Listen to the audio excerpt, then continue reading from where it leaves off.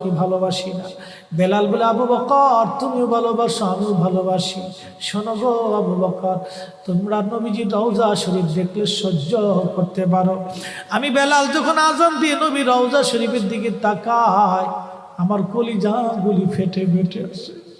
আমি বরদাস্ত করতে পারি না, সহ্য করতে পারি না। মদিনাতে দাঁড়ায় থাকবে, দুই রকমের হাজি পাবে।